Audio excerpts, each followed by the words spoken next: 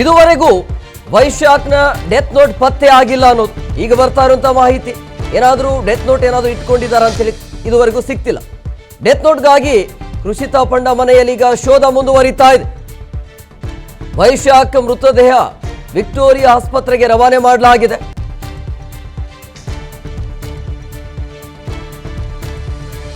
ನೋಡಿ, ಈಗ ವಿಕ್ಟೋರಿಯಾ ಆಸ್ಪತ್ರೆಗೆ ಮೃತದೇಹವನ್ನ ರವಾನೆ ಮಾಡಿ ತದನಂತರ ಮೃತದೇಹವನ್ನು ಹಸ್ತಾಂತರ ಮಾಡುವಂತಹ ಸಾಧ್ಯತೆ ಇರುತ್ತೆ. ಆದರೆ ಈ ಉದ್ಯಮಿ ವೈಶಾಖ್ ಅನ್ನುವಂತಹ ವ್ಯಕ್ತಿ ಕೃಷಿತಾ ಪಂಡ ಮನೆಯಲ್ಲಿ ಆತ್ಮಹತ್ಯೆ ಮಾಡಿಕೊಂಡಿರುವಂತಹ ಹಿನ್ನೆಲೆಯಲ್ಲಿ ನಾನಾ ರೀತಿಯ ಅನುಮಾನಗಳು ವ್ಯಕ್ತವಾಗ್ತಾ ಇದೆ. ರಕ್ಷಾ, ಈಗ ಈತನ ಮನೆಯಲ್ಲಿ ಅಥವಾ ಆ ಕೃಷಿತಾ ಮನೆಯಲ್ಲಿ ಯಾವುದೇ ರೀತಿಯಾಗಿ ಇದುವರೆಗೂ ಡೆತ್ ನೋಟ್ ಪತ್ತೆ ಆಗಿಲ್ಲ ಅನ್ನೋದು, ಸೊ ಯಾವ ರೀತಿಯಾಗಿ ತನಿಖೆ ಆಗಬಹುದು ಮುಂದೆ?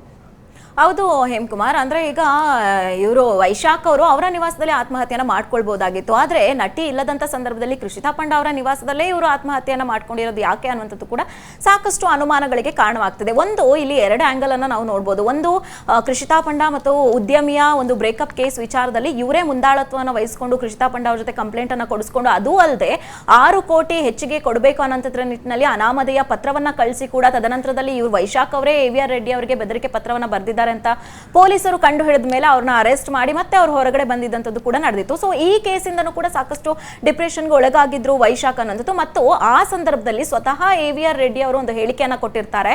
ಕೃಷಿತಾ ಪಂಡ ನನ್ನ ಜೊತೆಗೆ ರಿಲೇಶನ್ಶಿಪ್ ನಲ್ಲಿ ಇದ್ದಂತ ಸಂದರ್ಭದಲ್ಲೇ ಅದೇ ಸಮಯದಲ್ಲಿ ವೈಶಾಖ್ ಜೊತೆ ಕೂಡ ಅವರು ರಿಲೇಶನ್ಶಿಪ್ ನಲ್ಲಿ ಇರ್ತಾರೆ ಅನ್ನುವಂತಹ ಮಾತನ್ನ ಕೂಡ ಅವರು ಹೇಳಿರ್ತಾರೆ. ಇದೇ ಕಾರಣಕ್ಕೆ ಕೃಷಿತಾ ಪಂಡ ನನ್ನಿಂದ ಅಂತರವನ್ನ ಕಾಯ್ದುಕೊಳ್ಳೋದಕ್ಕೆ ಪ್ರಯತ್ನವನ್ನ ಮಾಡ್ತಾ ಇದ್ರು ಅನ್ನುವಂತ ಮಾತನ್ನ ಕೂಡ AVR ರೆಡ್ಡಿ ಅವರು ಪತ್ರಿಕಾಗೋಷ್ಠಿಯನ್ನ ಮಾಡುವಂತ ಸಂದರ್ಭದಲ್ಲಿ ಹೇಳಿದ್ರು. ಸೊ ಈ ಒಂದು ಕೇಸ್ನ ವಿಚಾರದಲ್ಲೂ ಕೂಡ ವೈಶಾಖ್ ಅವರ ಹೆಸರು ಹೆಚ್ಚಾಗಿ ಕೇಳಿ ಬರ್ತಾ ಇತ್ತು.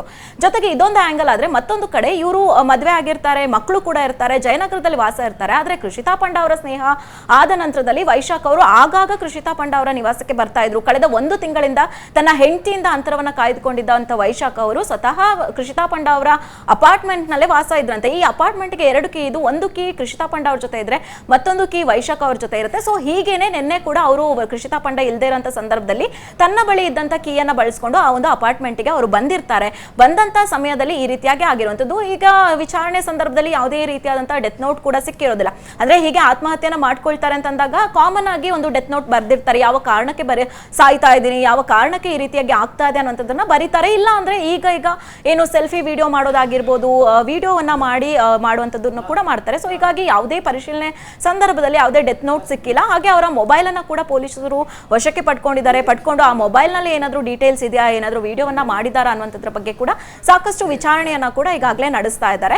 ಮತ್ತೊಂದು ಏನು, ಒಂದ್ ಕಡೆ ಕೃಷಿತಾ ಪಂಡ ಅವರು ಆಲ್ರೆಡಿ ಒಂದು ಕೇಸ್ಗೆ ಸಂಬಂಧಪಟ್ಟಂತೆ AVR ರೆಡ್ಡಿ ಅವರ ಕೇಸ್ಗೆ ಸಂಬಂಧಪಟ್ಟಂತೆ ಸಾಕಷ್ಟು ಕುಗ್ಗಿದ್ರು. ಅಂದ್ರೆ ಇನ್ನು ನನ್ನ ಜೀವನನೇ ಬೇಡ, ನಾನು ಅವರ ಆಕ್ಟಿಂಗ್ ಕೆರಿಯರ್ ಅನ್ನ ಕೂಡ ಈ ಒಂದು ಕೇಸ್ಗೆ ಸಂಬಂಧಪಟ್ಟಂತೆ ಬಿಟ್ಟಿದ್ದಾರೆ. ಈಗ ಅವರ ಆಪ್ತ ಸ್ನೇಹಿತ ವೈಶಾಖ್ ಅವರು ಕೂಡ ಆತ್ಮಹತ್ಯೆಗೆ ಶರಣಾಗಿರುವಂತದ್ದು. ಅವ್ರನ್ನ ತುಂಬಾ ಟೈಮಿಂದ ವೈಶಾಖ್ ಅವ್ರನ್ನ ಮನವೊಲಿಸ್ಕೊಂಡೇ ಬರ್ತಾ ಇದ್ರಂತೆ ಕೃಷಿತಾ ಪಂಡ ಅವರು. ಇಲ್ಲ, ಈ ರೀತಿಯಾಗಿ ನೀನು ಡಿಪ್ರೆಷನ್ಗೆ ಹೋಗ್ಬೇಡ, ಎಲ್ಲವೂ ಕೂಡ ಸರಿಯಾಗುತ್ತೆ ಅಂತ. ಆಮೇಲೆ ವೈಶಾಖ್ ಅವರು ಕೂಡ ಹಲವು ವರ್ಷಗಳಿಂದ ಡಿಪ್ರೆಷನ್ ಅಲ್ಲಿ ಇದ್ರು, ಹಾಗೆ ಅವರು ಅದಕ್ಕೆ ಟ್ರೀಟ್ಮೆಂಟ್ ಅನ್ನ ಪಡೆದುಕೊಳ್ತಾ ಇದ್ರು ಅನ್ನುವಂತ ಮಾಹಿತಿ ಕೂಡ ಸದ್ಯಕ್ಕೆ ಲಭ್ಯವಾಗ್ತಾ ಇದೆ. ಇನ್ನು ಅಧಿಕೃತವಾಗಿ ಈ ವಿಚಾರಕ್ಕೆ ಸಂಬಂಧಪಟ್ಟಂತೆ ಇನ್ನೂ ಕೃಷಿತಾ ಪಂಡ ಅವರು ಯಾವುದೇ ಹೇಳಿಕೆಯನ್ನ ಕೊಟ್ಟಿಲ್ಲ. ಪೊಲೀಸ್ ವಿಚಾರಣೆ ಸಂದರ್ಭದಲ್ಲಿ ಒಂದಷ್ಟು ಮಾಹಿತಿಯನ್ನ ಪೊಲೀಸರಿಗೆ ತಿಳಿಸಿದ್ದಾರೆ ಬಿಟ್ರೆ ಮಾಧ್ಯಮದ ಮುಂದೆ ಆಗ್ಲಿ ಏನೂ ಆಗ್ಲಿ ಅವರು ಇನ್ನು ಯಾವುದೇ ಮಾಹಿತಿಯನ್ನ ಕೊಟ್ಟಿಲ್ಲ. ಹಾಗೆ ಕುಟುಂಬ ಸದಸ್ಯರು ಕೂಡ ಯಾವುದೇ ಮಾಹಿತಿಯನ್ನ ಇನ್ನೂ ಕೂಡ ನೀಡಿಲ್ಲ. ಹೇಮಕುಮಾರ್, ಓಕೆ, ಥ್ಯಾಂಕ್ ಯು ರಕ್ಷಾ ನಿಮ್ಮೆಲ್ಲ ಡೀಟೇಲ್ಸ್ಗಾಗಿ.